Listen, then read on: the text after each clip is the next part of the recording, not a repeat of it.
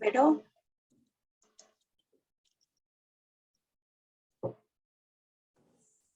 Listo, aquí estoy. Lista. yo creo que ya podemos comenzar. Son 8:35. Odin. A ver si me escucha.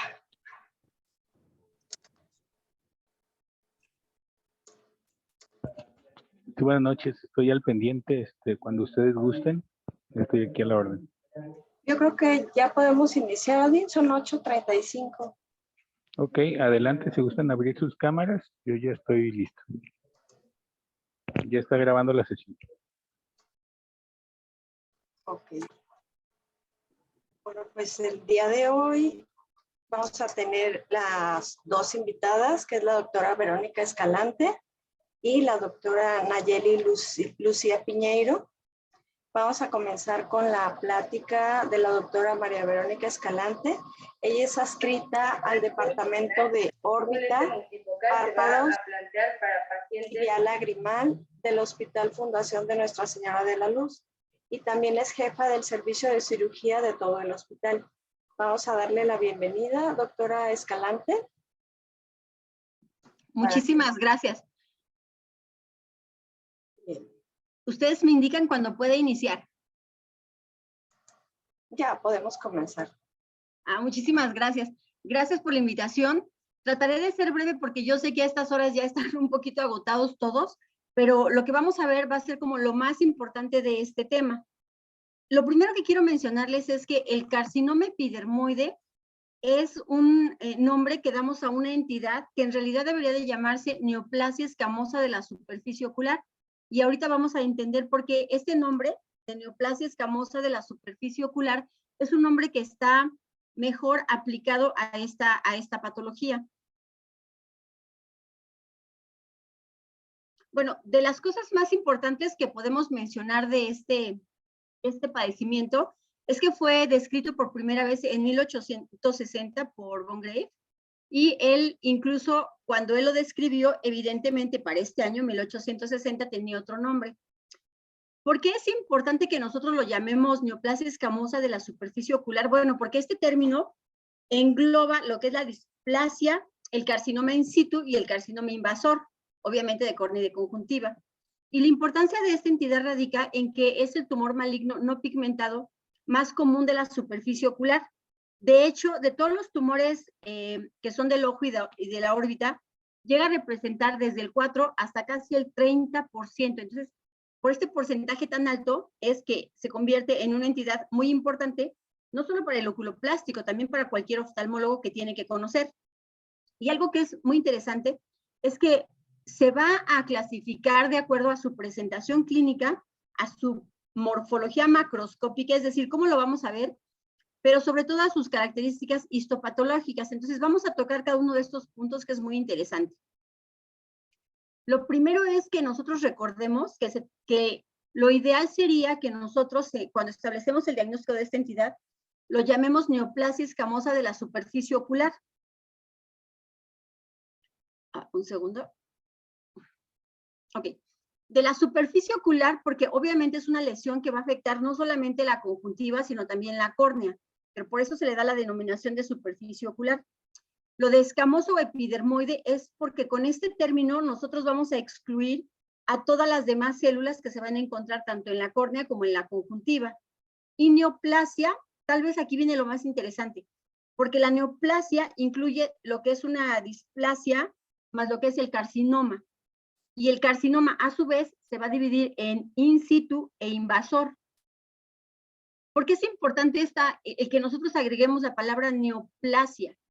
Porque clínicamente cuando nosotros vemos una lesión de este tipo, nosotros no podemos distinguir si lo que estamos viendo es solamente una displasia o ya se trata de un carcinoma in situ o ya se trata de un carcinoma invasor. Entonces, como clínicamente es imposible poder establecer una de estas diferencias, por eso se considera que hablar de neoplasia es muchísimo mejor. En relación a esta neoplasia escamosa de la superficie ocular, también la literatura es muy variable, es decir, en la literatura de Estados Unidos contra la de Europa, el porcentaje es muy diferente de presentación o de prevalencia, porque evidentemente esta entidad está relacionada con la cantidad de radiación ultravioleta que reciben las personas que viven en dicho lugar. Se dice que a nivel global, este puede ir desde el 0.02 hasta el 3.5 por cada 100,000 habitantes por año, en cuanto a la prevalencia. Pero, por ejemplo, si somos más estrictos con la literatura que consultamos, que generalmente es de Estados Unidos, se menciona que este va del 0.03 por cada 100,000 habitantes por año, y que de estos, en Estados Unidos, el 90 al 100% son caucásicos, es decir, personas blancas. Esta entidad, yo entiendo que en este momento les genere como cierta confusión que les digamos que mejor el carcinoma epidermoide le llamamos neso, o neoplasia escamosa de la superficie ocular. Pero esta crisis de identidad de esta entidad nació desde que se descubrió, es decir, en 1860, von Graeff, que fue quien lo describió por primera vez, lo llamaba epitelioma. Y de ahí, si ustedes se fijan en esta lista, han pasado varios autores en el transcurso de los años y le han puesto diferentes nombres. Incluso hay algunos muy conocidos, como disqueratosis o condición precancerosa de la conjuntiva vulvar, o epitelioma limbal, o neoplasia intraepitelial de la conjuntiva, neoplasia intraepitelial de la córnea, neoplasia invasiva córneo-conjuntival y displasia epitelial de la superficie ocular. Y cuando hacen un estudio un poquito más detallado de todo esto, se pueden dar cuenta que todas estas lesiones son la misma. Es el carcinoma de conjuntiva y es lo mismo que la neoplasia escamosa de la superficie ocular, ya cuando hicieron como un estudio un poquito más detallado de todo esto. Ahora bien, si recuerdan, dijimos que algo muy importante era la clasificación histopatológica. ¿Y por qué mencionamos esto? Bueno, porque Pizarello y Jakovic fueron los que describieron por primera vez el término de neoplasia intraepitelial. Y este término es muy interesante porque hace alusión a lo que son las displasias. Entonces, si ustedes ven esta imagen que está aquí, lo que representa el tejido normal y lo que representa el tejido que empieza a tener displasia, la displasia se refiere a que las células están empezando a madurar de una forma diferente, es decir, están teniendo cambios. Y estos cambios empiezan o inician desde las células basales y de ahí para arriba. Tal vez lo más representativo que se ve en las imágenes es que las células empiezan a ponerse como más gorditas, más gruesas, y empiezan a tener cambios que son cambios relacionados con atipia. Y entonces aquí es donde surgió la idea, obviamente, de llamar displasia grado 1, 2, 3 o neoplasia intraepitelial de la conjuntiva grado 1, 2, 3, dependiendo de los tercios del epitelio que estuvieran afectados. Entonces, ay, perdón, se me fue la imagen. Perdón, entonces esa displasia va a ir siendo cada vez mayor en relación a cuántos tercios estén, digamos que abarcando. Pero cuando ya están abarcados los 3 tercios y está respetada la membrana basal, entonces recibe el nombre de carcinoma in situ, como se observa en esta imagen. Aquí.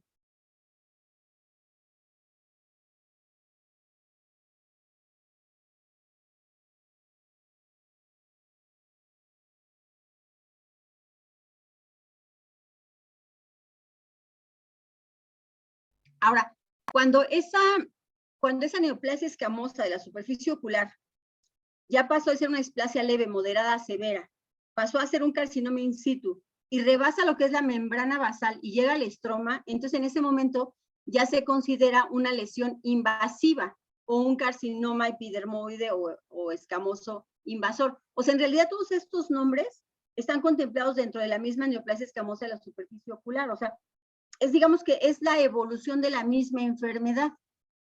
¿Por qué proponen estos autores que nosotros le llamamos neoplasia escamosa de la superficie ocular?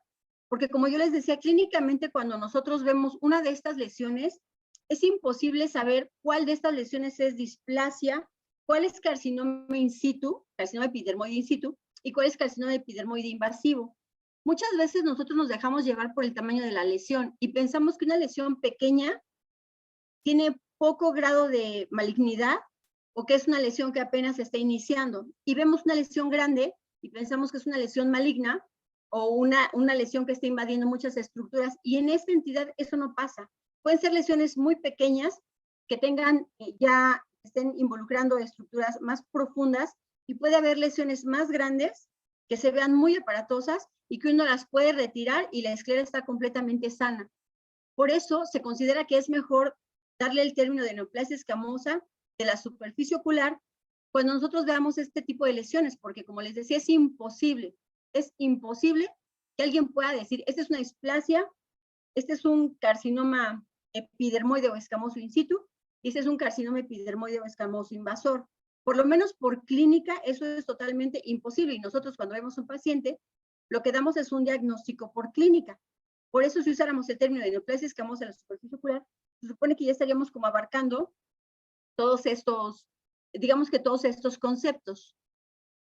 Ahora, ¿por qué es importante entender este padecimiento? Bueno, porque no solamente se va a quedar ahí en la superficie ocular, sino que muchos de estos pacientes pueden llegar a tener una invasión al ojo. Y esto puede ser tan importante que puede ir desde el 2 al 8%.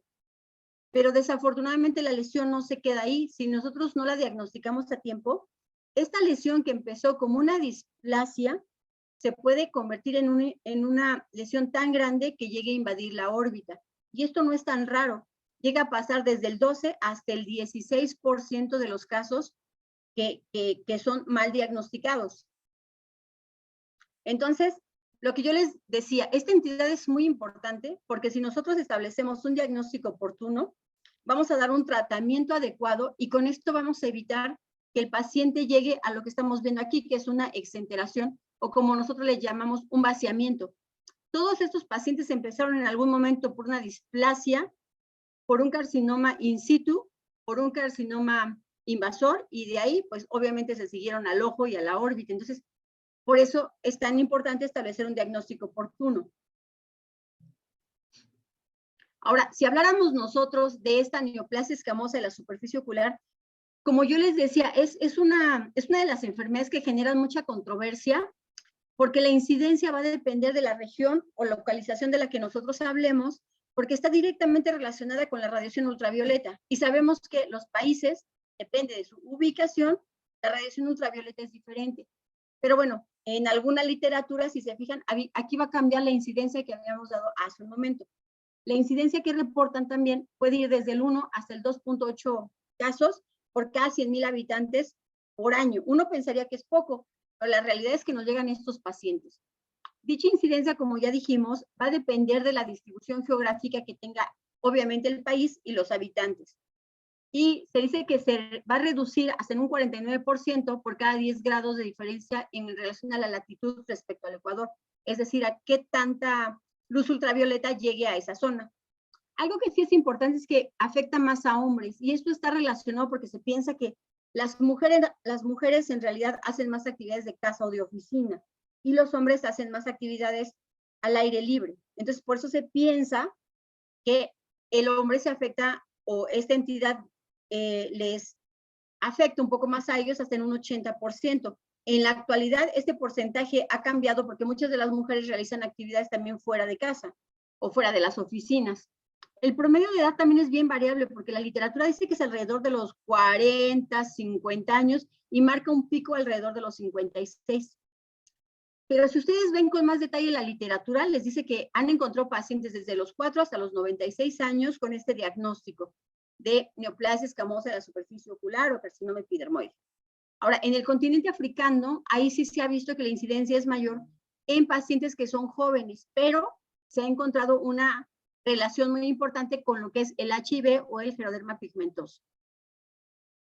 La teoría, ¿por qué se genera esta neoplasia escamosa de la superficie ocular? O sea, ¿qué es lo que ocasiona que se desarrolle la famosa displasia de las células del limbo? Bueno, teorías hay muchísimas. Y tal vez la que tiene como un poquito más de empuje es la que dice que la zona del limbo, del lado nasal, que es donde se ven la mayoría de estas lesiones, pues es la que recibe la mayor cantidad de radiación ultravioleta. Aquí también juega un papel importante el ángulo que se establece con la nariz. Y se menciona que es porque en esta zona existen criptas epiteliales que tienen células madre, como el resto del limbo, ¿verdad? Pero que son en ellas donde la radiación ultravioleta genera estos cambios. Entonces, esta radiación ultravioleta lo que hace es que va a dañar el DNA de esta zona y va a formar dímeros de pirimidina, lo que va a alterar el gen P53, que como ustedes saben es el gen supresor de los tumores. Y también se ha relacionado esto con que hay una como reactivación del virus del papiloma humano, hay inmunosupresión local.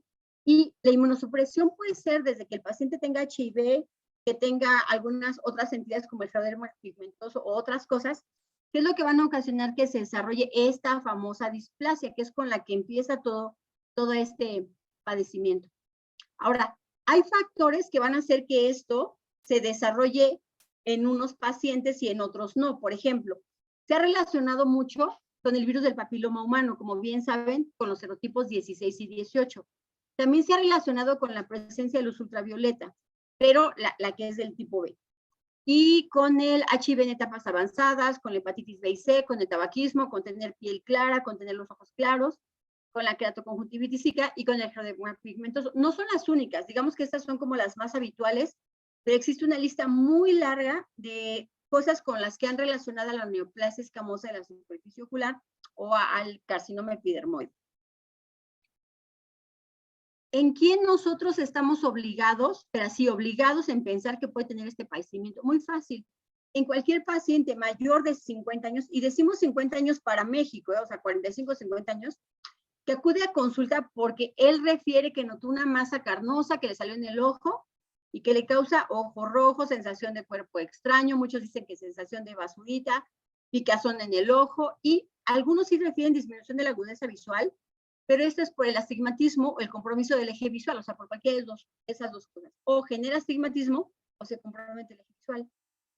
Cuando nosotros revisemos esta lesión que nos está diciendo el paciente, puede ser del color que sea, esto es lo más importante, puede ser blanca, grisácea, rosa, roja, o sea, el color es como, depende del tipo de lesión de la que se trate.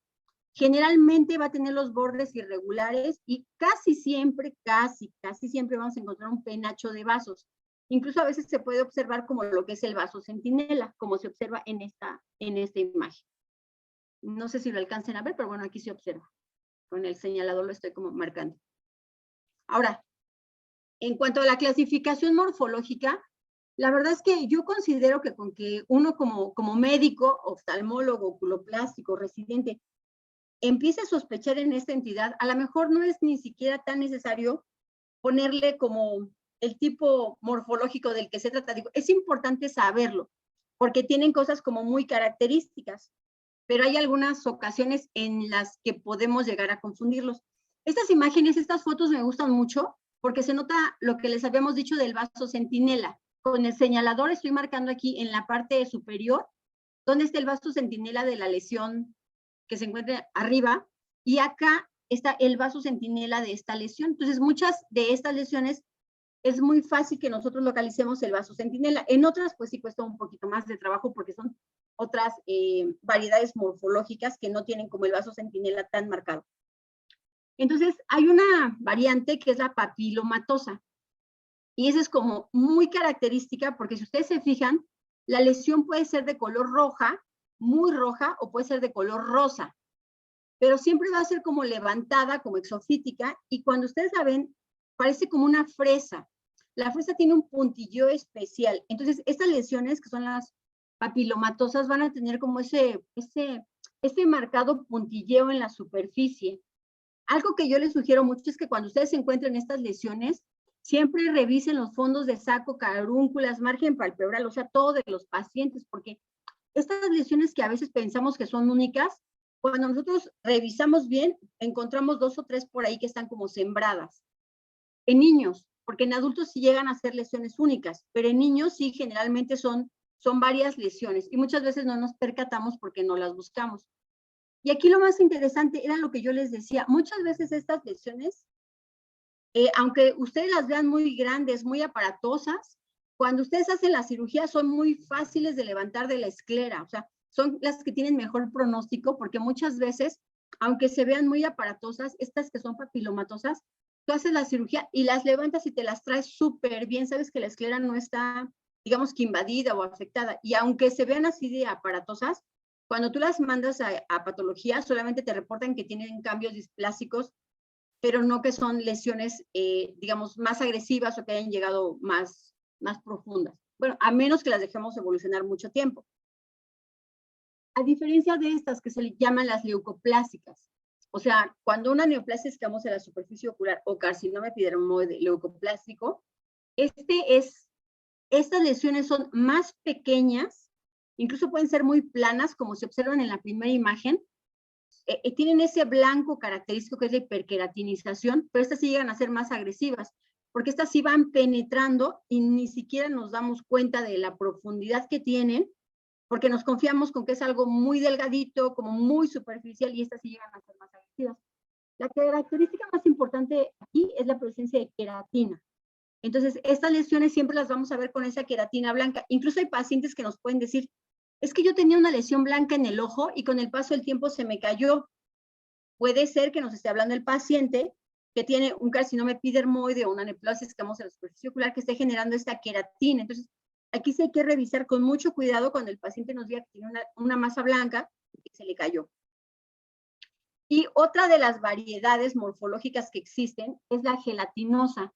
La gelatinosa también está muy bien circunscrita, tiene una forma como de horquilla en relación a los vasos, pero estas gelatinosas se dividen en dos, que son las nodulares, es decir, las que hacen como nodulitos, como bolitas, y las que son difusas, las que son planas. Si se fijan, estas no tienen el puntillo tan característica de las papilomatosas que parecen fresas. Estas son como un poquito más blancas, como si fuera una gelatina. Entonces, estas también es muy importante que nosotros las sepamos distinguir. Tal vez no que le demos el nombre, con que digamos que es una neoplasia escamosa de la superficie ocular, con eso es más que suficiente, porque como yo les digo, clínicamente, si ven ustedes estas lesiones, es imposible que sepan si solo tiene displasia, si solamente es un carcinoma invasor, o si es un carcinoma in situ, hasta que ese trabajo le corresponde al patólogo. Ahora, también es importante decirles que no están obligados a mencionar la morfología, o sea, no están obligados a poner en el expediente si es papilomatoso, si es nodular, si es difuso, si tiene forma de una placa blanca. ¿Por qué? Porque muchas veces estos pacientes tienen las lesiones con 2 o 3 características. O sea, hay pacientes que tienen neoplasia escamosa de la superficie ocular y se ven como placas blancas, pero al mismo tiempo se ve como una lesión gelatinosa, pero al mismo tiempo se observa por ahí como un nódulo. Entonces, a veces es muy difícil darle como un apellido o algo más a esta lesión. ¿Qué es lo importante? Que nosotros tengamos la sospecha de que estamos ante un paciente que puede tener esta enfermedad. ¿Por qué? Si nosotros no lo diagnosticamos a tiempo, como yo les decía, esta lesión, esta neoplasia escamosa de la superficie ocular, va a avanzar y va a ser algo que va a invadir. O sea, que va a invadir, como ya les mencioné, el ojo y posteriormente va a invadir la órbita. Por eso es muy importante que nosotros establezcamos un verdadero diagnóstico. Y se ha mencionado que cuando ya está invadida la esclera, obviamente pues hay que hacer una laminectomía, pero bueno, independientemente de eso, la recidiva es muy alta, puede llegar a ser hasta más del 50%, es decir, 1 de cada 2 pacientes que ustedes operen y que la esclera haya estado invadida por esta lesión, es como echarse un volado si la lesión va a regresar o si la lesión no va a regresar. Y aquí lo más triste es que no solamente puede llegar a invadir el ojo, sino puede llegar a invadir completamente la órbita. Y como les decía, esto empezó por una displasia, que obviamente se dejó evolucionar. ¿Cómo se hace el diagnóstico de esta enfermedad? Afortunadamente tenemos varias opciones. La primera es la clínica y creo que es la más importante, sospechar que nuestro paciente puede tener esto, aunque es difícil porque la presentación clínica es bien variable. Entonces, lo primero es la clínica, conocer la entidad, creo que eso es lo más importante. Lo segundo es la citología. La citología la pueden hacer en consultorio y ahorita les voy a poner unos ejemplos de por qué es importante realizar la citología. Entonces, la citología te va a servir a ti para que el patólogo te diga si la lesión que tú estás viendo en la lámpara de hendidura es una lesión inflamatoria, infecciosa o si tiene por ahí células que pueden ser células malignas. Solamente no nos va a dar el diagnóstico, nos va a decir si hay o no presencia de células tumorales, células malignas. Y con eso, pues es muy importante porque podemos llegar al diagnóstico. De hecho, la citología nos puede confirmar el diagnóstico casi hasta el 80% de los casos. Ahora, ¿por qué les decía yo que la citología es súper importante? No sé si alcancen a ver estas imágenes con mucho detalle, pero por ejemplo, en las primeras 2 que tenemos, está un granuloma contra un carcinoma epidermoide o neoplasia escamosa de la superficie ocular, porque no sabemos si tiene cambios displásicos, in situ, invasores, o no sabemos. El chiste es que estas dos lesiones, si ustedes se fijan, son muy parecidas. Entonces, cualquier oftalmólogo pudo haber operado un carcinoma epidermoide o una neoplasia escamosa de la superficie ocular pensando que se trataba de un granuloma, cuando en realidad lo que estaba quitando era un carcinoma epidermoide y evidentemente no respetó los márgenes que se tienen que respetar, y por eso los pacientes de pronto llegan con una lesión muy grande porque dicen, pues es que si ya me operaron y volvió a salir, ¿para qué me opero otra vez? Pero obviamente quien la operó pues tenía otro diagnóstico en mente. En la parte, las dos imágenes que siguen es de un papiloma y de un carcinoma epidermoide papilomatoso. Entonces, si ustedes se fijan, también es muy fácil que alguien opere un papiloma pensando que se trata de un carcinoma epidermoide o neoplasia escamosa de la superficie ocular, y al revés, que operen esta lesión maligna pensando que se trata simplemente de un papiloma. Más abajo está una melanosis y un carcinoma epidermoide, y si se fijan son prácticamente, de verdad, parece la misma imagen, pero por eso es importante conocer un poquito más la clínica de esta entidad. En la parte del lado derecho tenemos un symplepharon contra un carcinoma epidermoide. Y se fijan, las imágenes también son súper parecidas. Entonces es muy fácil que los médicos que son oftalmólogos, que no tienen como un reforzamiento constante de todo este tipo de conocimientos, pues en algún momento lleguen a establecer un diagnóstico erróneo, y es lo que lleva a que estos pacientes se invade el ojo y obviamente pues se invada también la órbita y lleguen ya en estadios muy tarde con nosotros. Y en la parte de abajo, aunque no lo crean, llega a pasar. Hay médicos que confunden un terigión con un carcinoma epidermoide y uno puede no creer que esto pase, pero esto al día de hoy sigue pasando. Entonces, cuando nosotros tenemos estas lesiones que ya las diagnosticamos y que llegan en un estadio muy temprano, lesiones muy pequeñas, tenemos dos opciones: o darles tratamiento tópico o irnos directamente a la cirugía. Entonces vamos a ver qué pasa con una y con otra opción. Primero, los tratamientos tópicos que se utilizan en la actualidad son tres, que son el interferón, la mitomicina y el 5-fluoracilo, ¿ok? Entonces, ¿cuál es la desventaja de usar tratamientos tópicos? Es decir, en gotitas. Bueno, primero, que estas gotitas van a llegar a toda la superficie del ojo. Entonces, simplemente por eso se considera un tratamiento que es simple, rentable y que es útil en los casos incluso de algunas recidivas. Una vez que tú ya lo operas y te quedó lesión residual, porque eso dice tu reporte de patología, tú podrías tratarlo con estos tratamientos tópicos. Y otra cosa que les gusta mucho a los médicos que inicialmente tratan a sus pacientes con estos medicamentos es que dicen que disminuyes tú el riesgo de lesionar la córnea, porque muchos de esos hacen quimiorreducción. Entonces la cirugía ya no la tienes que hacer tan grande, porque el medicamento que usaste previo a la cirugía, que es uno de estos tres, hacen que la lesión se haga muy pequeña y entonces tú disminuyes el riesgo de lesionar la córnea. Pero hay otro grupo de médicos que opinan que no es tan adecuado porque la duración es larga, o sea, son meses de estar usando el tratamiento y depende de que el paciente cumpla o no con las indicaciones de cómo aplicarlo y bajo qué condiciones. Pero bueno, vamos a ver. La mitomicina, que seguramente la utilizan también ustedes, es un antibiótico antitumoral, como sabemos, que inhibe la síntesis de ADN. Es efectivo porque ataca las fases que son la G1 y la S de lo que es el ciclo celular. Entonces, este medicamento inicialmente fue de los primeros que se usaron porque actúa tanto en la fase aerobia como en la fase anaerobia. Y muchas veces se usaba inicialmente para generar como una quimiorreducción de la lesión, o usarla durante la cirugía cuando quitabas la lesión, o incluso cuando el reporte del patólogo te decía que te había quedado lesión, tú tenías la opción de seguirlo utilizando. Los estudios que se hicieron demostraron que sí podía ser muy efectivo, pero que dependía de qué tipo de lesión estuviéramos hablando. Aquellas que eran invasivas, es decir, que rebasaban la membrana basal, pues ahí sí ya de plano, pues su función era pues prácticamente muy escasa. Pero algunos que sí encontraban al paciente en etapas iniciales, por eso el diagnóstico es muy importante, reportan que la curación puede ser desde el 76 hasta el 100%. Pero independientemente de que tú hubieras curado al paciente, este puede recidivar años después y esto puede irse hasta el 35%.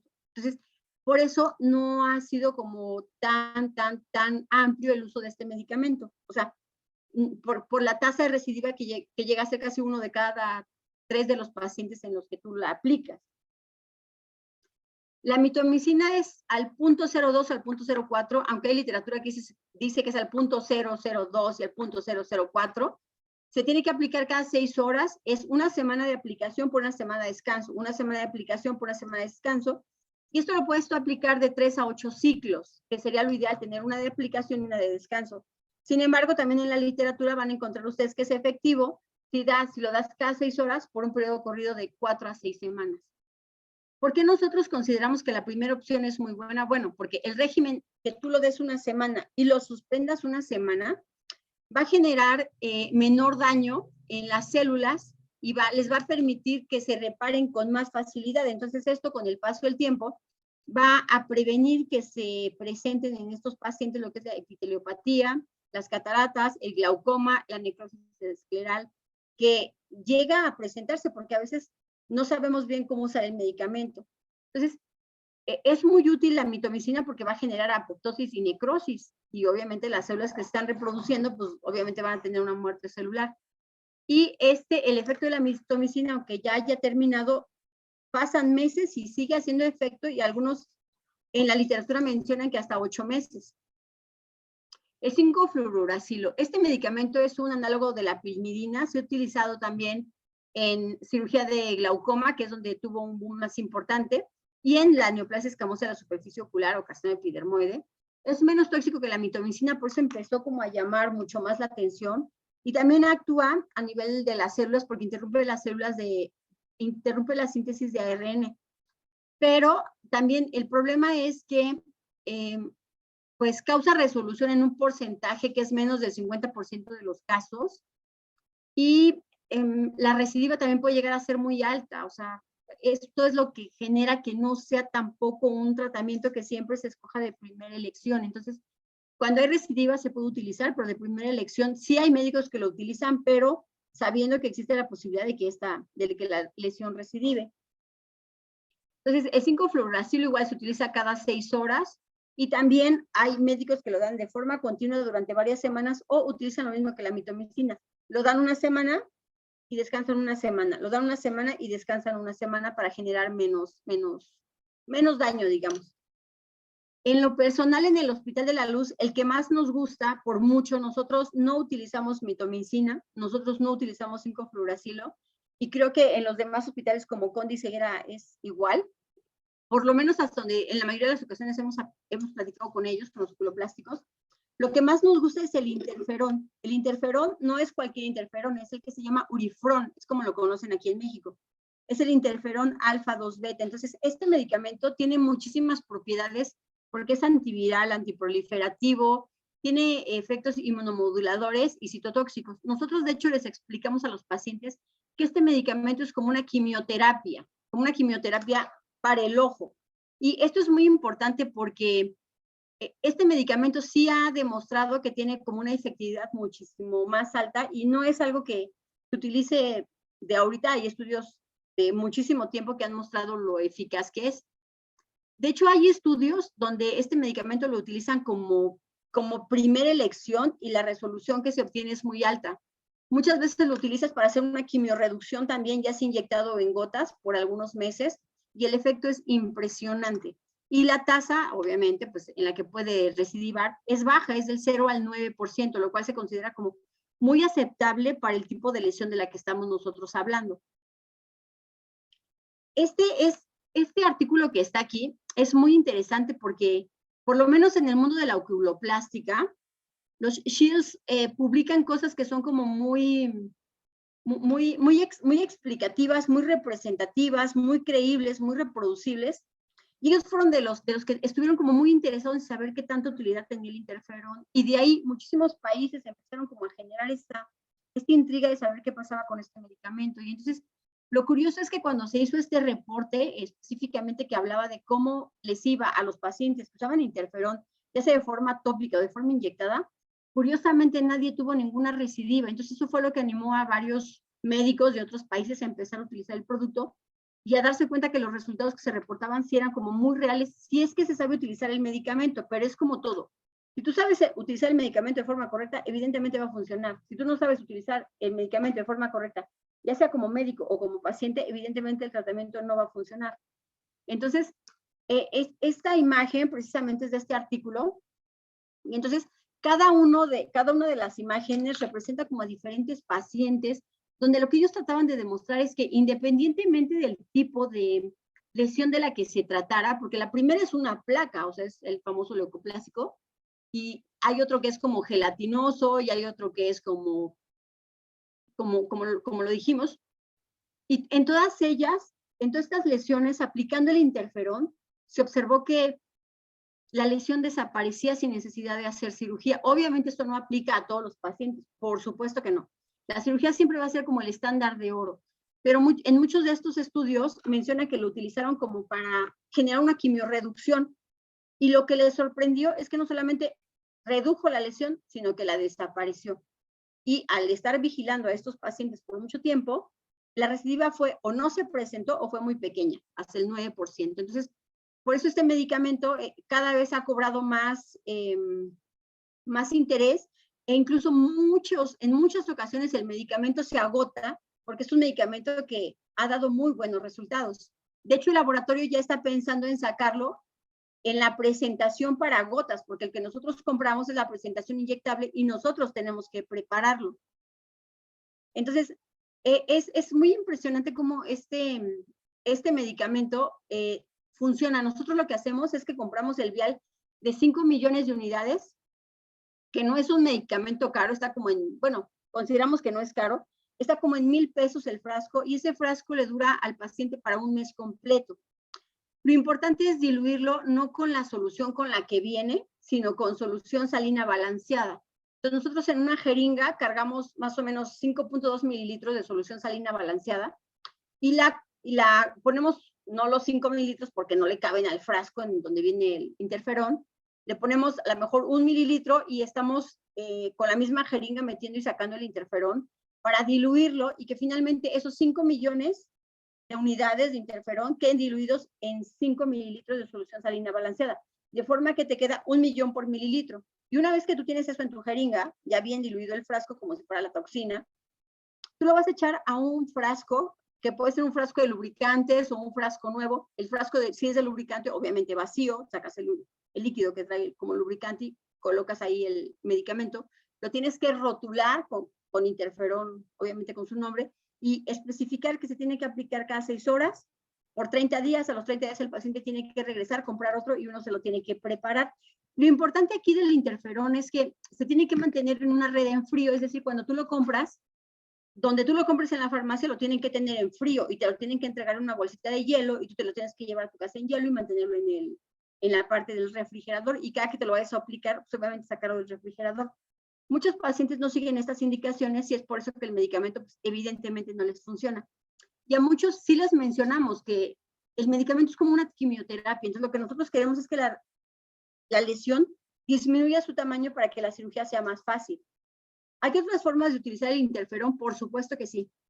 Hay otra dilución que viene en 3 millones en un frasquito, y entonces esos 3 millones los diluimos con 0.5 mililitros de solución salina balanceada y lo inyectamos subconjuntival en la lesión. Y eso también genera, con esa sola inyección, una quimiorreducción que obviamente tiene que estarse repitiendo cada cierto tiempo. Depende de cómo vayamos viendo el resultado. Evidentemente no todas las lesiones responden a interferón. Esto es bien importante, ¿eh? Pero si tú la das 2 meses, 3 meses y ves que no responde, pues ya puedes llevar directo a tu paciente a cirugía. Y hay otros que responden de una forma impresionante, o sea, ya no vuelves a ver la lesión nunca. Entonces, cuando tú viste que el interferón no funcionó y tienes que irte por la cirugía, o a lo mejor el paciente no puede conseguir el interferón, o a lo mejor está agotado, y tu única opción es la quirúrgica, entonces el quitar la lesión, pues siempre va a ser como va a ser siempre como el estándar de oro. Y esto fue como algo que se hacía, y quien lo estableció bien fue la técnica de no touch, que es de los Shields de 1997.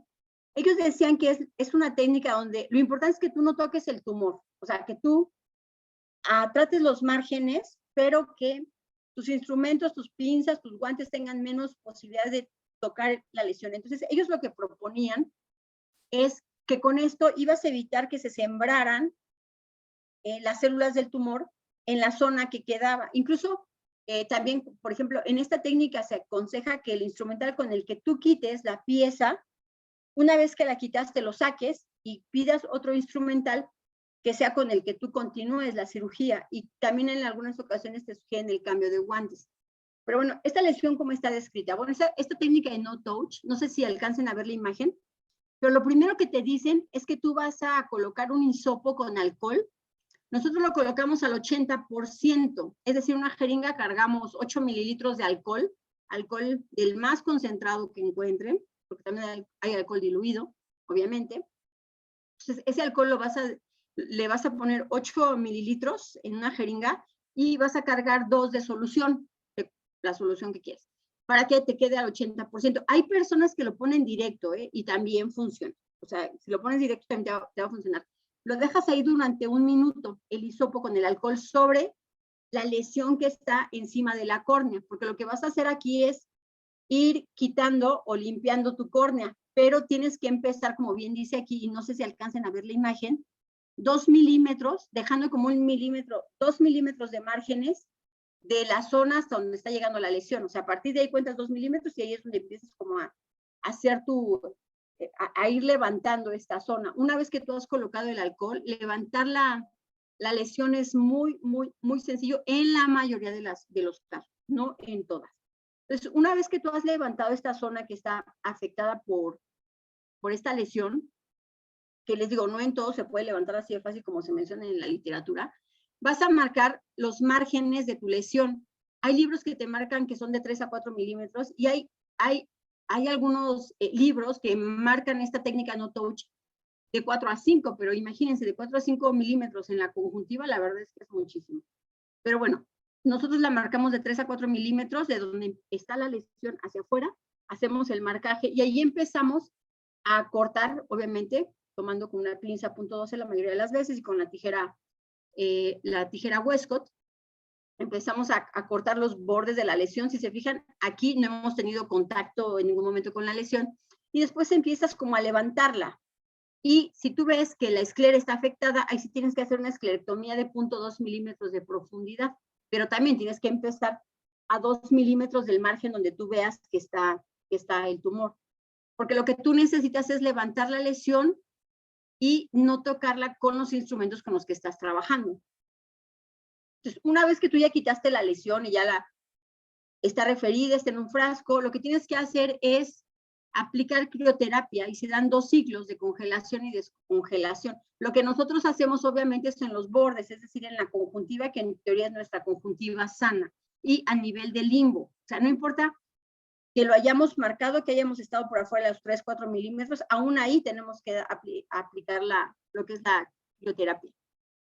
Y algo que es muy importante es el defecto. El defecto, si es un defecto pequeño, lo puedes dejar abierto, no necesitas colocar nada. Pero si es un defecto grande, tú tienes que cerrar ese defecto, ya sea que coloques puntos para afrontar y que la lesión se haga más pequeña, o incluso puedes colocar membrana amniótica o autoinjerto. Pero hay lugares donde no se pone nada y también es válido, porque muchas veces tú como oculoplástico lo que quieres ver es si la lesión recidiva, si la lesión vuelve a crecer. Entonces también es válido en algunas ocasiones, aunque tu defecto sea un poco grande, no colocar nada. Pero sabemos que esto va a generar muchas molestias en el paciente. Entonces, si el defecto es pequeño, el consenso ahora es no se coloca nada, pero si el defecto es grande, lo ideal es colocar algo que puedas estar vigilando como membrana o autoinjerto. Entonces, también es importante saber que puede haber recidiva a pesar de la cirugía. O sea, que la cirugía sea el estándar de oro no te indica que no va a presentarse una recidiva. Y si se presenta, va a ser sobre todo después de los primeros 2 años. Y esta, desafortunadamente, puede ir hasta el 56% de los casos. Es decir, ha habido ocasiones en que es como echarte un volado cuando está afectada la esclera, en que la lesión pueda o no recidivar. Mucho de esto te lo va a decir el patólogo. Te va a decir si tus márgenes están libres y sobre todo la base de la lesión. Entonces, esto te va a ayudar para que tú sepas si el patólogo te está diciendo, bueno, en el borde nasal, en el temporal, en el lecho de la lesión, yo veo que está positivo y el patólogo te lo está diciendo, lo que tienes tú que hacer aquí es justo utilizar tu terapia adyuvante. O sea, la terapia adyuvante, los que mencionamos, sirven para hacer quimiorreducción. pero muchas veces cuando no los ocupas para hacer quimiorreducción, o los ocupas y te funcionaron muy bien, hiciste tu cirugía más pequeña, porque la lesión disminuyó de tamaño, pues los puedes utilizar después cuando el patólogo te está diciendo que quedó lesión y tú sabes que las posibilidades de recidiva pueden existir. Entonces, es importante que estas lesiones, nosotros cuando, muchas veces el problema de los hospitales es que pasan con un médico y luego pasan con otro y luego con otro, entonces el primer médico ya no sabe cómo estaba la lesión porque pues es la primera vez que lo ve. Entonces, una cosa es tomar fotografías, que es lo que nosotros hacemos de los últimos 6 años para acá, se les toman fotografía a todos los pacientes, literal, a todos los pacientes, y se tiene un archivo muy grande. Entonces, este tipo de lesiones, cuando tienes acceso a las fotos, bueno, les tomas fotos, pero cuando no tienes acceso a las fotos, otra cosa que nos ayuda muchísimo, mucho, es la realización de dibujos. Entonces, un simple dibujo le va a dar al médico que vea la lesión por segunda o por tercera vez una idea muy clara de cuánto medía la lesión, si tenía vasos centinela, o sea, qué características tenía la lesión, porque seguramente a que le toque verlo en la tercera consulta después de utilizar interferón o algún otro tratamiento, pues obviamente no va a tener idea de cómo estaba antes. Entonces, el hecho de poder dibujarla, de poder medirla, es importante si es que existen varios médicos que vayan a ver al mismo paciente. Y sobre todo también, no pasar por alto que estas lesiones, no importa si se ven pequeñas o grandes, siempre hay que tener en los hospitales la opción de poder realizar estudios que nos hablen de cuánta profundidad o cuántas estructuras pueden estar dañadas. Porque como yo les decía, hay lesiones muy pequeñas que ya están profundas y hay lesiones muy grandes que uno las levanta y las quita sin ningún problema. Entonces, los exámenes para ver profundidad de verdad nos ayudan mucho en este tipo de lesiones, sobre todo para la cirugía que vamos a realizar. Entonces, es muy importante, este es el mismo paciente que estaba hace un momento, ir realizando imágenes o tomando fotos para ir viendo cómo va evolucionando. La crioterapia también es muy importante, sobre todo si tienen la posibilidad de hacerla, porque va a destruir las células tumorales que hayan quedado en los bordes, aunque ustedes los hayan hecho a 3-4 milímetros, porque va a generar isquemia en el tejido y en la circulación. Entonces, esto va a hacer que esas células tengan menos posibilidades de sobrevivir. Por eso la quimioterapia, la crioterapia es muy útil en este tipo de pacientes, muy recomendable. La betaterapia, bueno, era algo que se usaba antes, en la actualidad ya afortunadamente ya no se utiliza tanto, yo me imagino que tampoco en el hospital donde están ustedes la utilizan, pero era algo que hace años también se utilizaba, no era tan famosa la crioterapia como la betaterapia. En la actualidad, la betaterapia, pues, que yo sepa ya no se utiliza, por lo menos aquí en la Ciudad de México, pero sí la crioterapia. Y recordar, cuando tu patólogo te dice que quedó tejido residual, ya sea en los bordes o en el lecho, no dejar al paciente simplemente en observación a ver si sale o no sale, porque la posibilidad de que salga es muy alta, por lo menos en este tipo de lesión. Entonces, recordar todos ustedes que existe la posibilidad de que el paciente utilice mitomicina, interferón o 5-fluoracil, o sea, que siempre tengan contemplado esto y no solamente la observación del paciente, porque muchos médicos dicen, bueno, pues lo voy a observar, pero pues el paciente a veces se pierde y pasan meses y pasan años y cuando regresan ya llegan con una invasión no solamente del ojo, sino también de la órbita. Entonces, ser como muy honestos con el paciente y bueno, si la lesión quedó, explicarle que tiene que usar este tratamiento y que es muy importante porque son lesiones que pueden poner en riesgo no solamente la córnea y la conjuntiva, sino también el ojo e incluso estructuras pues, que están por fuera del ojo, como lo es la órbita, ¿no? Entonces, miren, estas imágenes son muy importantes porque no tienen que pensar que todos los carcinomas epidermoides que llegan a la órbita son como el paciente que se encuentra aquí, que son como los característicos. También nos pueden llegar pacientes como la que se encuentra del lado derecho, que uno cuando la ve así de primera intención podría pensar que es una lesión pues completamente del párpado, ¿no? O sea, uno podría pensar que es un vasocelular, un carcinoma epidermoide, pero del párpado, porque el párpado pues es la estructura que se ve como más lesionada, entonces uno se quedaría como con esa idea. Pero cuando ustedes empiezan a ver con más detalle en la lámpara de hendidura esa lesión, que incluso si se fijan, ya perforó la pared medial de la órbita y ya está llegando a la fosa nasal, cuando ustedes ven con más detalle esta lesión, se dan cuenta que la conjuntiva y la córnea están totalmente afectadas. De hecho, pueden llegar a haber vasos centinelas en esta lesión. Y ese aspecto que yo les decía de estas estructuras como gelatinosas, es como se ve esta lesión. Entonces, con esto ustedes si lo ven con detalle van a decir, no, esta lesión no nació en los párpados, o sea, los párpados se afectaron por contigüidad. ¿Y por qué se afectaron? Pues porque el párpado tiene conjuntiva tarsal. Entonces, esta lesión pudo haber empezado en el limbo, se siguió por toda la conjuntiva vulvar y llegó hasta la conjuntiva tarsal y ahí se siguió con los párpados. Entonces, esto es muy importante, que ustedes sean como muy observadores al momento de tener al paciente en la lámpara de hendidura. Entonces, estas lesiones, cuando tú las dejas avanzar, no siempre se presentan como en el paciente que les enseñamos hace un momento, sino que pueden llegar a hacer todo esto. Y en este tipo de pacientes, o sea, lo único que puedes realizar, pues, es una exenteración o un vaciamiento. La exenteración o vaciamiento es muchísimo más fácil que una evisceración o que una enucleación.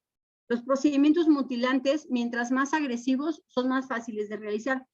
Lo que sí tienes que marcar, obviamente, son tus límites o tus bordes, a donde ya tienes tejido sano, y eso evidentemente antes de la cirugía lo tienes que marcar. En esta paciente, por ejemplo, pues evidentemente se llevó no solamente la córnea, la conjuntiva y varias estructuras, sino evidentemente también la conjuntiva tarsal y los párpados con ella. Entonces lo que tienes que hacer es marcar como tus milímetros que te marcan.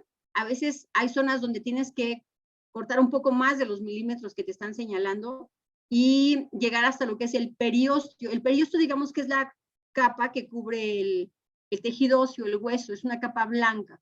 Entonces, esa capa blanca lo que tú vas a hacer es levantarla y traerte todas las estructuras que estén dentro de la órbita. Ahí si se fijan, están como separando ya, tratando como de llegar al periósteo. Ahorita se va a ver una estructura blanca, que es la que tratan como de despegar del hueso para que ya se puedan traer todo el contenido de la órbita. Entonces, este tipo de cirugías a veces sí tienen el inconveniente, como todas las cirugías mutilantes, que pueden sangrar, y ahí con el desperiostizador lo que están haciendo es separar el periósteo del tejido óseo. Evidentemente en estos pacientes, aunque sea una cirugía muy agresiva, es lo único que con el paso del tiempo podría llegar a salvarles, porque estas lesiones, digo, ya llegó a la órbita y se podría seguir todavía pues más allá de la órbita. Entonces, es preferible que el paciente pierda todos los tejidos que se encuentran en la órbita a que pierda la vida. Entonces, esto es importante considerarlo, porque como yo les decía, esto empezó simplemente como una displasia que no se detectó a tiempo, como un carcinoma invasor o in situ primero que no se detectó y la dejaron evolucionar hasta que pierden varias de las estructuras que se encuentran en esta zona de la órbita. Entonces es importante siempre que haces un vaciamiento, empaquetar el tejido y obviamente, bueno, revisar el nervio óptico. Entonces, en este tipo de pacientes no tienes otra opción, porque recuerden que no todos los tipos de cáncer responden bien a la quimioterapia o a la radioterapia. Muchas veces las opciones mutilantes son las únicas que tenemos para mejorar el pronóstico de vida de los pacientes. Y bueno, de este tema sería todo. Si quieren vemos el caso clínico y al final dejamos las preguntas. Bien, gracias, Vero. Naye, para que pongamos el caso, la doctora Naye es egresada del Centro Médico Nacional de Occidente y ella realizó sus estudios en la Facultad de Medicina de la Universidad Autónoma de Chiapas y actualmente se encuentra cursando la subespecialidad en retina y vitrio en el Instituto Mexicano de Oftalmología, IAP. ¿Listo, Naye? Muchas gracias, Vero. Seguimos contigo. Hola, buenas noches a todos. No sé si ahí alcanzan a ver mi pantalla. Sí, ya se ve. Hola, buenas noches, mucho gusto. Pues agradezco que me hayan tomado en cuenta, la doctora Ana Rosa, por la invitación. Voy a presentar un carcinoma epidermoide párpado invasor. Este caso clínico, pues lo abordamos durante mi estancia en la residencia en el Centro Médico de Occidente. Estuvo como jefa de servicio la doctora Adriana Martínez y la doctora Erika de la Rosa como experta del servicio de oculoplástica. Entonces vamos a comenzar. Pues dentro de la presentación del caso es un paciente masculino de 86 años que llegó al servicio de oftalmología ahí en el centro médico. Su profesión, bueno, él se dedicaba a ser agricultor por más de 50 años, entonces ahí para tomar en cuenta el antecedente y los factores de riesgo de exposición solar. Negaba crónico degenerativos y el motivo de consulta era una lesión tumoral que inició en el párpado superior izquierdo y que poco a poco fue creciendo. Aproximadamente el paciente llegó 1 año y medio después de iniciar pues con esta lesión de crecimiento lento progresivo. Y pues bueno, les presento las fotografías clínicas del paciente cuando llegó a la consulta. Entonces vemos en la fotografía de la izquierda la tumoración así en forma macroscópica que partía del párpado superior con invasión a la región frontal. Era una masa muy grande, aproximadamente medía 8.5 centímetros de extensión, era exofítica, de aspecto friable, tenía una base sésil, estaba muy adherido a los planos profundos, prácticamente inmóvil, ya era doloroso a la movilidad y a la presión también había salido de secreción purulenta y fétida. El aspecto ahí medio violeta fue porque le colocaban violeta de Cristiana al paciente. Los familiares, eso fue lo que nos comentaron. Pues bueno, se inició el abordaje y previa manejo con el conjunto con patología se realizó una biopsia incisional y ya con los resultados, pues el manejo quirúrgico que se le dio al paciente, pues fue una exenteración orbitaria izquierda para la resección completa del tumor y el contenido orbitario. Se realizó todo en un solo tiempo y se decidió la reconstrucción del mismo, de la región frontal, por la extensión tan grande que tenía el tumor, y se realizó un colgajo en la región frontal para cubrir todo el defecto en donde estaba pues, el tumor. Y como era una extensión bastante grande que iba a quedar descubierto, se decidió también un autoinjerto de piel inguinal. Ahí muestro la imagen de cómo se realizó la rotación del colgajo y posteriormente pues, se colocó el autoinjerto inguinal. Eso fue el procedimiento quirúrgico en un solo tiempo. Obviamente se le comentó al paciente que con los resultados de la biopsia incisional se tenía que dar un manejo pues agresivo y debido a la extensión de la tumoración se tenía que realizar pues una reconstrucción y también la toma del autoinjerto, y pues es muy importante por todo el aspecto médico-legal que puede conllevar todo este manejo, ¿no? Este es el resultado postquirúrgico que se obtuvo inmediatamente en la cirugía. Vemos pues todo el vaciamiento de la cavidad orbitaria y ahí la rotación del colgajo frontal que se le realizó y pues la en el reporte histopatológico de la pieza vemos la imagen de la izquierda, el corte anatomopatológico con una tinción de hematoxicilina y eosina. Vemos el grosor tan grande que tiene la lesión y vemos en las imágenes de la derecha los cortes histopatológicos con la misma tinción, y el reporte final fue un carcinoma escamoso bien diferenciado invasor con infiltrado inflamatorio mononuclear leve peritumoral e infiltración a la dermis profunda y también extensión a los músculos intraoculares. No se evidenció invasión perineural. En otros cortes histopatológicos vemos también las características de todo el pleomorfismo celular. Ahí está marcado con la flecha amarilla. No sé si también puedan observar mi cursor. Y también un elevado índice apoptótico, las características células poligonales y el citoplasma acidófilo característico también del carcinoma epidermoide, y también los focos de queratinización o la presencia de perlas córneas o estas pues sí, focos de queratinización que son característicos del carcinoma epidermoide bien diferenciado. Y posteriormente, pues en el seguimiento del paciente, también se interconsultó con el servicio de oncología para el manejo por radioterapia del paciente, por los resultados del estudio histopatológico por la invasión a los músculos extraoculares, y el manejo que también se apegó bastante bien la radioterapia del paciente, y a las 8 semanas, al menos de los resultados quirúrgicos, vemos que hay una integración completa tanto del colgajo que se le realizó de la parte frontal como del autoinjerto de la región inguinal, y pues hasta ese momento que se le dio el seguimiento al paciente no había datos de recidiva. Entonces, vemos pues, este caso que en realidad llegó el paciente pues bastante después de la aparición de una sola lesión que era muy pequeña según refieren los familiares en el párpado, y pues como finalizó el paciente con una cirugía mutilante, pero pues como bien decía la doctora, que es el único manejo que pueden llegarle a salvar la vida del paciente, ¿no? Afortunadamente el paciente pues no tenía degenerativos, entonces creo que ayudó bastante para que el colgajo y el autoinjerto pues no tuviera problemas para adaptarse, ¿no? Y pues bueno, esta es la presentación del caso. Agradezco infinitamente a la doctora de la Rosa. Pues, es justamente la fotografía del abordaje del caso con la doctora. Muchas gracias.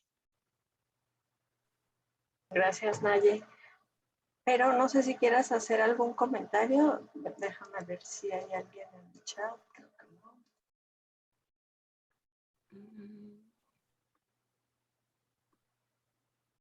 Creo que el chat no tiene preguntas. Es que como ahora no nos pusieron uno adicional, ya no sé. Pero alguien puede levantar la mano.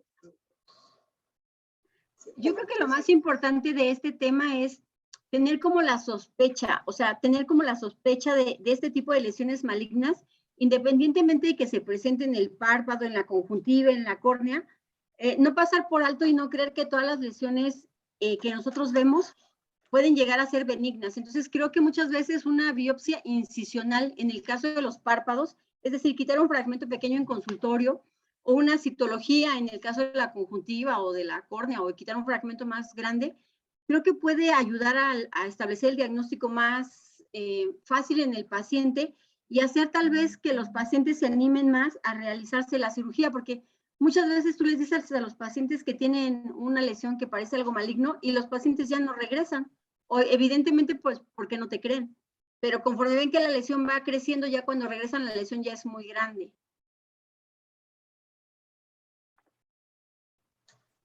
Sí, y también, no sé si se ve, también es importante, por ejemplo, todo lo que se opere, o sea, me refiero a algún otro oftalmólogo, se envíe todo a histopatología, porque a veces me ha tocado que llevo 5 cirugías de pterigión, como nos mencionó Vero, y cuando nosotros lo vemos decimos, es que nunca fue un pterigión, pero desafortunadamente ya llegan muy tarde y los casos que nos han tocado ver son como este paciente, bueno, yo creo que son de los más aparatosos este paciente, pero así como él, la mayoría de los casos, como los pacientes que nos presentó Vero, así llegan. Realmente los casos en etapas muy o menos avanzadas nos los deriva el corneólogo o el segmentólogo de la clínica, pero cuando el paciente llega ya con nosotros es porque ya tiene invasión a la órbita. Realmente no llegan así pequeñitos, y a veces también el tipo de pacientes, como ya nos mencionó Vero, son pacientes ya grandes que trabajaron toda su vida en el campo, entonces es difícil que acudan de primera intención a buscar como el oftalmólogo, ¿no? Hay pacientes que dicen, yo fui al médico general y me estuvo tratando el dermatólogo y me hacía, me ponía, pero no se me quitaba. Como este paciente decía que tenía un granito. Entonces el granito pues ya estaba muy grande y en estas etapas tan avanzadas a veces pues ya el pronóstico, el tratamiento terminan siendo cirugías muy cruentas y agresivas. Afortunadamente, también como nos mencionó la doctora Vero, estos pacientes con las exalteraciones, aunque ya esté invadida la órbita, afortunadamente podemos salvar todavía la vida del paciente. Esto contrario a un carcinoma de glándula sebácea o alguna otra patología, aquí en este paciente todavía podemos salvar la vida. Sí. Bueno, aquí nos hacen 2 preguntas que son muy interesantes. Me gustaron mucho las preguntas. La primera es que, ¿qué tratamiento nosotros damos cuando, bueno, yo así entendí la pregunta, cuando el paciente tiene una recidiva después de una cirugía? Para nosotros en el Hospital de la Luz definitivamente el mejor es el interferón, porque es con el que nosotros hemos visto que el paciente tiene menos reacciones adversas a nivel del ojo comparado con la mitomicina o el 5-fluoracilo. Y la otra es que es un medicamento que está accesible, o sea, te cuesta $1,000 por mes, es lo que vas a gastar en las gotas. Y la recidiva es muy baja, o sea, de los 3 medicamentos que existen, es con el que ustedes van a encontrar mejor resultado. ¿Por qué es importante este medicamento? Porque ustedes no se tienen que esperar a que vean la recidiva, no. Desde que el patólogo les diga a ustedes, oye, ¿sabes qué? Sí quitaste un carcinoma epidermoide, pero te quedó un borde positivo o te quedó el hecho positivo, desde ese momento ustedes saben que en la siguiente cita que venga su paciente, le tienen que mandar interferón independientemente de que no se vea ninguna lesión que va a salir, porque es cuestión de tiempo, o sea, la recidiva se va a presentar y muchas veces en otra consulta le va a tocar a otro residente o a otro médico que no la va a estar buscando, no la va a estar esperando. Entonces, lo ideal es desde que les digan borde positivo, poner el expediente. Próxima cita, pedirle que traigan el interferón, que lo compre o lo que sea, para preparárselo. Se llama Urifrón, y se compra de 5 millones de unidades. 5 millones. Hay presentación de 5 y de 3 millones. La de 5 millones, lo que se hace es que le coloca 5.2 mililitros de solución salina balanceada para que te quede 1 mililitro por 1 millón. Ese 0.2 que le pones es por si tuvieras alguna pérdida de alguna gota nada más. Y ya que lo preparaste con solución salina balanceada, porque es un polvo que prácticamente no se ve en el frasco, tú lo que haces es que lo metes a un gotero, que previamente le quitaste el lubricante, lo vaciaste un gotero de 5 mililitros, o comprar goteros nuevos, y echarlo ahí, se membreta el interferón y le dices que lo tiene que mantener en frío. De hecho, cuando el paciente te lo lleve, te lo tiene que llevar en frío, te lo tiene que llevar con una plaquita de hielo o como se lo entregaron en la farmacia con hielo. Eso es muy importante. Pero es Urifrón y se consigue en las farmacias, es muy comercial. Es tan bueno ese medicamento que incluso aquí en México se agota muchísimo. Cuando el Hospital de la Luz compra lotes, pero de muchísimos, o sea, una cantidad muy grande, porque es un medicamento que se acaba muy rápido, o sea, cada paciente se va a llevar por lo menos 6 frascos. Y te digo, no solamente sirve para la recidiva, sino cuando tú ves una lesión de primera intención que la ves grande y tú la quieres operar, pero que se haga más pequeña, le das igual interferón cada 6 horas por 6 meses. Y tú le tienes que explicar al paciente que lo que va a hacer es quimioterapia, quimiorreducción. Es decir, la lesión se va a hacer más chiquita para que al cirujano le sea más fácil quitar toda esa lesión. No sé si tengan alguna otra duda.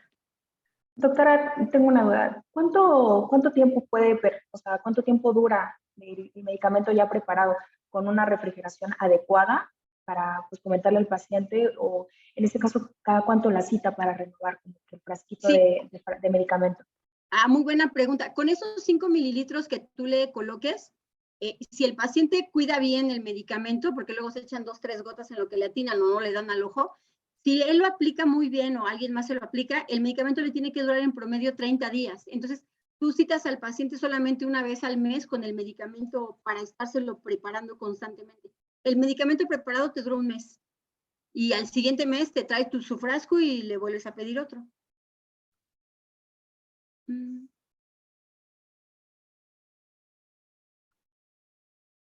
De hecho, yo le sugeriría, en caso de que no lo usen allá, de que todavía no lo usen, que hagan un protocolo, de verdad, no se van a arrepentir. Los protocolos con interferón, la mayoría han funcionado de verdad súper bien y esos protocolos han generado que los hospitales se queden con ese medicamento como de primera línea, o sea, ya sea para la quimiorreducción de este tipo de lesiones o incluso para una vez que el patólogo te dice, oye, quedó lesión, para evitar justo la recidiva de esta lesión. Entonces, hay muchísimo escrito acerca del interferón. No puede ser cualquier interferón, es interferón alfa 2 beta, porque tú vas a la farmacia y te venden muchos tipos de interferones. El único que sirve para el ojo es el Urifrón, es el único. Pero no sé si hay también alguna otra duda. mencionabas lo de las fotos, el control fotográfico, eso es bien importante. Sí. Porque también nos ha tocado que lo ve otro paciente, bueno, no otro paciente, otro médico al paciente y dice, otra vez hay recidiva, y tú le dices, no, está más pequeño que como estaba, ¿no? O al revés, ya no tiene, y sí tiene, un poquito, pero sí tiene. Entonces, eso es bien importante, tener el control fotográfico, o si se pudiera que el mismo médico lo volviera a revisar, pero a veces es difícil. Control fotográfico o medirlo. En caso de que no tengan acceso a fotografías y todo ese tipo de cosas, el dibujarlo, el poder medirlo que te quita 2 minutos, de verdad que va a ser un gran beneficio para el residente en la siguiente ocasión que lo vea. O sea, eso va a ser como muy importante porque muchas veces el paciente no está consciente si se hace más pequeño, si disminuye el volumen, el diámetro, pero el médico sí, porque dice, oye, ¿sabes qué? La cita anterior medía 15 milímetros y ahora que lo estoy midiendo, esta misma lesión mide 8 milímetros. Entonces, realmente el poder medirlo, el poder tomarle una foto, de verdad es súper importante, súper importante. Y otra cosa importante es verificar bien el tipo de paciente, porque como ya mencionaste también, nos han tocado pacientes con VIH, que es una lesión pequeñita y vienen a lo mejor con 5 cirugías o 6 cirugías, y donde dicen, mire, es que estaba pequeñita la lesión, y sí, a lo mejor pudo haber respondido a la cirugía, pero por su patología de base, por el HIV o por otra patología, no responden igual. Eso fue el caso de un paciente que terminó en enucleación, ya fueron más de 5 cirugías y el paciente trataba de lo más que se pudiera salvar su globo ocular, ¿no? Pero ante tantas recidivas, pues fue lo que se pudo proponer, hacer enucleación para que ya termináramos por fin, ¿no? Pero sí nos dimos cuenta que no cualquier paciente va a responder igual. Sí, exacto. Hay otra pregunta muy interesante que dice que si el interferón se puede utilizar para el pterigión invasor y cuántas dosis son permitidas. Nosotros en el Hospital de la Luz nunca usamos, ni en el departamento de córnea ni en el departamento de órbita, interferón para pterigión, porque el interferón para nosotros es como aplicar quimioterapia, para hacer quimiorreducción. Entonces lo ocupamos en carcinoma epidermoide o lo que conocemos como neoplasia escamosa de la superficie ocular, en la etapa que sea, displasia, carcinoma in situ, carcinoma invasor, o sea, en cualquier etapa, pero sí tienen que ser lesiones que sean malignas. Hemos hecho excepciones, sí. Hemos hecho excepciones en niños, porque nos han llegado niños que tú les revisas la conjuntiva tarsal y la conjuntiva vulvar y están llenos de papilomas. No sabemos cómo, pero llegan a tener 20, 30 papilomas por ahí. Entonces, en esos pacientes que tú sabes que si le operas un papiloma y luego el otro, y luego el otro, y luego el otro, o sea, le vas a lastimar un poquito la conjuntiva. Entonces, en esos pacientes también hemos usado interferón y ha dado excelentes, excelentes resultados.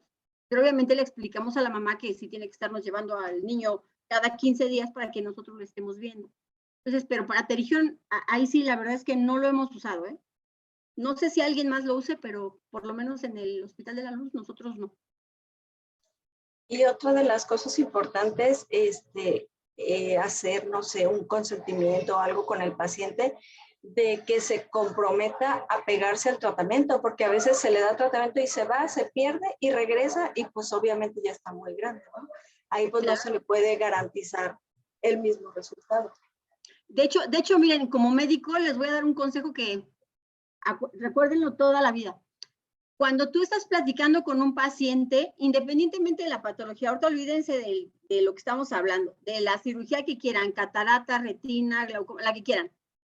Cuando tengan un paciente enfrente y lo vayan a programar para una cirugía, procedimiento, lo que quieran, es muy diferente que ustedes como oftalmólogos, oculoplásticos o lo que sean, le digan, yo le propongo a yo le sugiero. Las implicaciones legales del yo le propongo al yo le sugiero son muy diferentes. Y por favor, en su expediente siempre, siempre, siempre pongan yo le propuse o se le propone al paciente. ¿Por qué? Porque el hecho de que tú le digas yo le propongo que se haga tal cirugía, significa que tú estás proponiendo algo y queda en la decisión del paciente si acepta o no hacerse esa cirugía. Él lo decide, es como cuando te proponen matrimonio y tú decides si aceptas o no, o sea, es tu responsabilidad, es tuya, no es del médico, no es del que te lo está pidiendo, es del que lo está aceptando o no. Entonces siempre pongan, se le propone al paciente cirugía de catarata, se le propone al paciente visceración por tal cosa, si ustedes ponen se sugiere, ahí ya están ustedes influyendo en la decisión de la otra persona, es como si les dicen, yo te sugiero que te cases conmigo porque vas a tener estos beneficios. Entonces, ahí tú ya estás influyendo en la decisión del paciente. Y legalmente, si ustedes ponen en un consentimiento en el expediente, le propuse, le sugerí, el paciente tiene todas las de ganar si viene la palabra le sugerí, porque tú ya influiste en que el paciente se hiciera esa cirugía. Tú influiste, no le diste la opción de escoger. Pero si le pones se le propone tal cirugía, ahí se entiende que quedó en la decisión de él hacerse o no tal procedimiento, hacerse o no tal cirugía. Entonces, aunque es una palabra muy, digamos, muy insignificante, que uno podría decir, bueno, pues me da lo mismo ponerse, propone que se sugiere, actualmente recuerden que existen muchísimos abogados que se dedican o a defender a los médicos o abogados que se dedican a defender a los pacientes contra los médicos. Y a veces esa diferencia tan pequeña de poner en el expediente, yo le propuse una evisceración o yo le propuse una exenteración, yo le sugerí, tiene implicaciones legales que de verdad uno no se imagina. Digo, solamente como sugerencia para todos, de verdad. Y lo otro que hemos hecho también, Vero, es que antes de las exanteraciones o esto, intentar tener como una biopsia Sí, claro. previa Sí. por cuestiones legales, ¿no? Porque a veces el paciente dice, ¿estás segura que tengo un cáncer? O sea, yo estoy segura, pero el paciente a lo mejor no lo acepta, ¿no?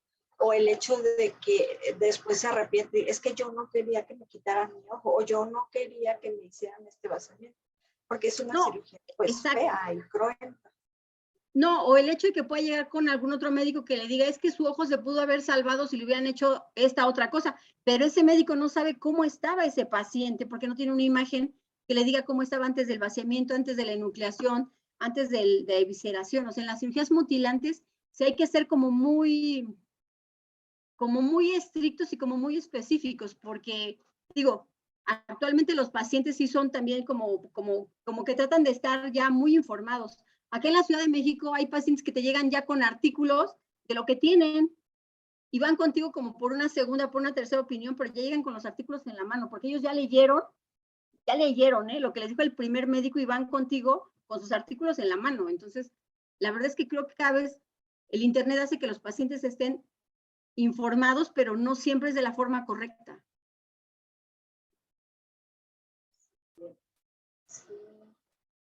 No sé si existe alguna otra duda. Sí, felicidades, doctor Escalante. Excelente conferencia. Gracias, doctor Escalante. Parece que ya Creo que no. Creo que no.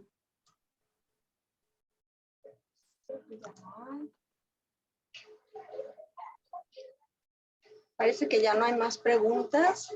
Sí, no, pues no. Para que ya se vayan a descansar.